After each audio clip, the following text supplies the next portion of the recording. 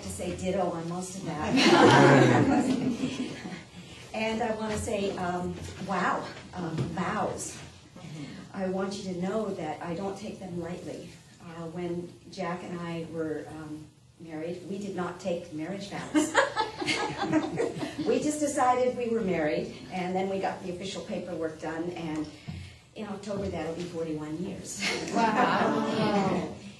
So when I doing this here today, I want you to know this is a true commitment to God and to myself and to this spiritual community, and I know it goes out from there to the world and beyond. And I'm very grateful having had this opportunity. Very grateful to be standing here today having accomplished what I have. Which I stopped partway through, and then I joined again, and then I almost didn't finish this last class, partly because the timing just didn't work out for me, but Reverend Tanya, being the generous and patient person that she is, allowed me to finish independently so that I would be finished with that year 2, term 3, on time for today. So this is not just about a title and what it allows me to do. It's a way of being and living in service. To what I perceive as the truth. That there's only one here, it's all connected, and what goes around comes around. Taking Science of Mind classes for me has been so valuable, not only for immersing me in the teachings, as Carolyn already mentioned, but also, as you said, you're going to hear a lot of dittos here today, but also having that opportunity to share with fellow students in a way that was so deep and honest and transformative.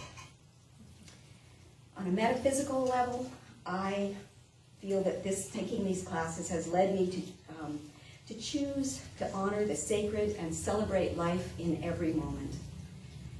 It's deepened my conviction that our beliefs, our thoughts, and our words manifest as our lives. So we need to make very sure that we are walking, or excuse me, I want to reverse that. We are talking what we want to be walking.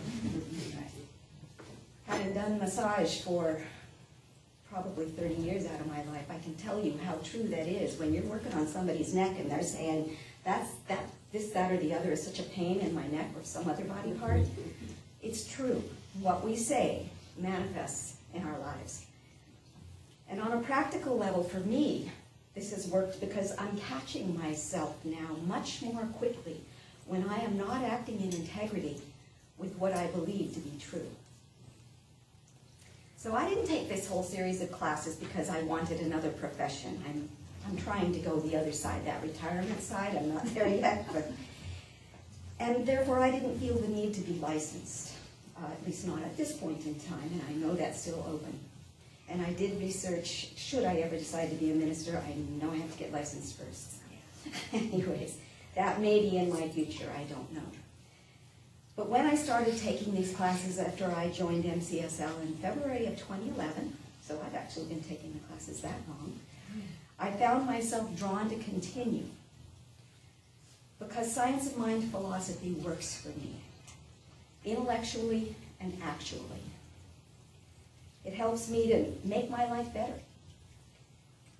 I've been able to shift from focusing on problems to seeing them as challenges, to seeing them as lessons to be learned, then to opportunities to grow, and now I've shifted to sacred ground. It's all sacred ground. I'm more able to meet each situation and circumstance with gratitude and peace and joy, and catch myself more quickly when I'm not doing that. And I realize that all of this has helped me to grow into the embodiment of God that I now know I am, and that we each are.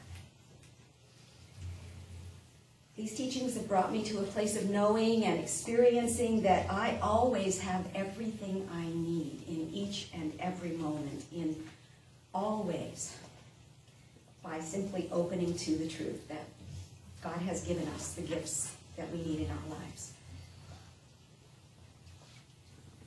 And I will continue to take classes with Science of Mind because I'm still here to do this as well. Whether they're accredited classes or whatever classes come along that draw you, I encourage you, get involved. This is life transformative. It's a magnificent opportunity that we have here to be with like-minded people, like-minded hearts, that to support our spiritual growth. It's truly an amazing journey.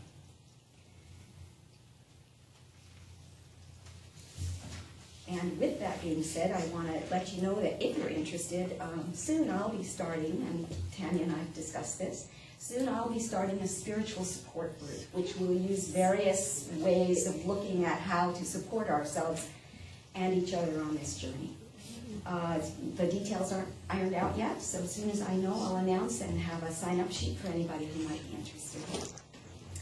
And mostly, I want to offer, I have to figure out how to do this, like you do, and you both do so well. When those tears come, you get right through them. But my deep gratitude, and to you too, Gail, because you've been there teaching classes as well, and available as support. But my deep gratitude for Reverend Tanya and her wisdom and support and patience through these many years. In the accredited classes, I don't know if it's happened in others, but in the accredited classes, and those of you who have gone through this program know this, when Reverend Tanya's eyes close, she's not reading the material, she's not looking at the book. It's as if you are just channeling the truth. And that happens so often, and I'm so deeply grateful for that. And there you're doing exactly my next thing. I just looked that up. In science of mind, this means love. And when Tanya is deeply touched, she does this, puts her hand over her heart in this symbol. And often her eyes tear, as mine are beginning to do right now. Because she knows, and I have learned, that this is a sacred place of connection to the whole. And I am so deeply grateful for all of you, for this spiritual community, for this opportunity to be of service and to continue my growth with all of you. I'm happy. I'm very happy and glad and grateful that you're all in my lives.